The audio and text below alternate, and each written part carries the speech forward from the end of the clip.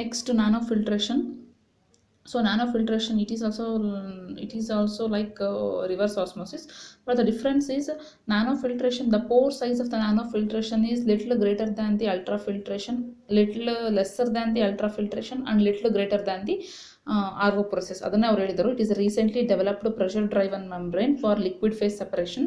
ಇಲ್ಲಿ ನೋಡ್ರಿ, properties of the nanofiltration lies in between ultrafiltration and reverse osmosis. ಅದನ್ನು ಯಾವ ಥರ ಹೇಳಿದ್ದಾರೆ ಅಂತಂದರೆ, ನಾನ್ ಪೋರಸ್ ಮೆಂಬ್ರೇನ್ ಅಂದರೆ ಇಲ್ಲಿ ರಿವರ್ಸ್ ಆಸ್ಮೋಸಿಸಲ್ಲಿ ರಿಜೆಕ್ಟ್ ಆಗೋ ಮೆಟೀರಿಯಲ್ಲು ಇಲ್ಲಿ ಪಾಸ್ ಆಗುತ್ತೆ ಅಂತ ಅರ್ಥ.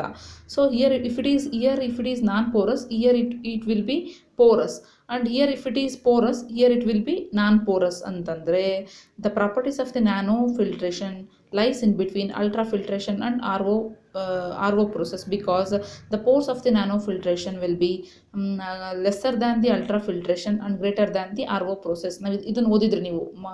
4 ಅಡ್ವಾನ್ಸ್ಡ್ ಟ್ರೀಟ್ಮೆಂಟ್ ಯೂನಿಟ್ಸ್ ಇದೆ: micro, ultra, nano, reverse osmosis. ಎಲ್ಲದರಲ್ಲೂ ನಾವು ಸೆಮಿ ಪರ್ಮಿಯಬಲ್ ಮೆಂಬ್ರೇನೇ ಯೂಸ್ ಮಾಡೋದು. The only difference is pore size. Micro ಫಿಲ್ಟ್ರೇಷನಲ್ಲಿ ಇರೋ ಸೈಜ್ಗಿಂತ ಅಲ್ಟ್ರಾ ಫಿಲ್ಟ್ರೇಷನಲ್ಲಿ ಚಿಕ್ಕ ಸೈಜ್ ಇರುತ್ತೆ. ಅಲ್ಟ್ರಾ ಫಿಲ್ಟ್ರೇಷನ್ಗಿಂತನೂ ನ್ಯಾನೋ ಫಿಲ್ಟ್ರೇಷನಲ್ಲಿ ಇನ್ನೂ ಸ್ಮಾಲರ್ ಸೈಜ್ ಪೋರ್ಸ್ ಇರುತ್ತೆ. ಆ್ಯಂಡ್ ನ್ಯಾನೋ ಫಿಲ್ಟ್ರೇಷನ್ಗಿಂತನೂ ರಿವರ್ಸ್ ಆಸ್ಮೋಸಿಸಲ್ಲಿ ಇನ್ನೂ ಸ್ಮಾಲರ್ ಸೈಜ್ ಇರುತ್ತೆ. ಅಂತಂದರೆ ಇದರಲ್ಲೆಲ್ಲ ಪಾಸ್ ಆಗಿರೋ ಸಾಲ್ಟ್ಸು ರಿವರ್ಸ್ ಆಸ್ಮೋಸಿಸಲ್ಲಿ ರಿಜೆಕ್ಟ್ ಆಗುತ್ತೆ ಅಂತ ಅರ್ಥ. ಓಕೆನಾ? So the size of the pores in the nanofiltration is 1 nanometer ಇರುತ್ತೆ, and such that even the small uncharged solutes are highly rejected. ಅಂದರೆ almost 90% of the dissolved salts can be rejected through the nanofiltration. ಎಲ್ಲ reject ಆಗುತ್ತೆ. Only some of the minute particles, if present, and which are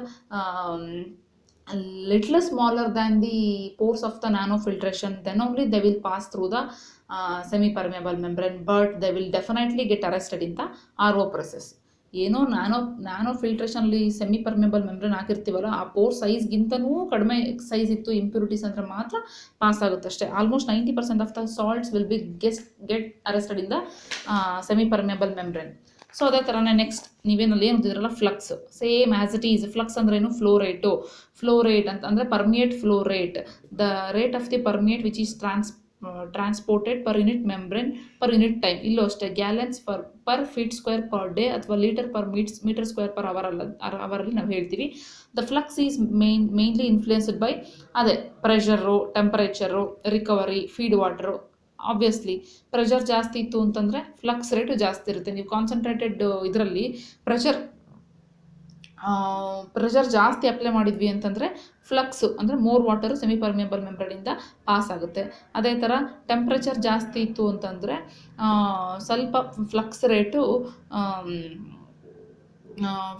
ಇದು constant the permeate flux and salt passage increases. Temperature ಜಾಸ್ತಿ ಆಯಿತು ಅಂದ್ರೂ flux rate ಜಾಸ್ತಿ ಆಗುತ್ತೆ, but along with that some salts ಕೂಡ passage ಆಗುತ್ತೆ.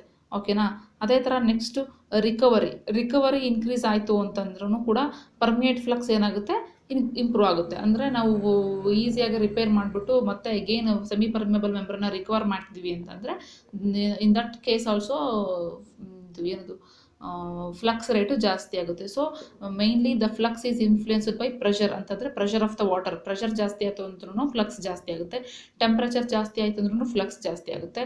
ರಿಕವರಿ ಜಾಸ್ತಿ ಆಯಿತು ಅಂದ್ರೂ ಫ್ಲಕ್ಸ್ ರೇಟ್ ಜಾಸ್ತಿ ಆಗುತ್ತೆ.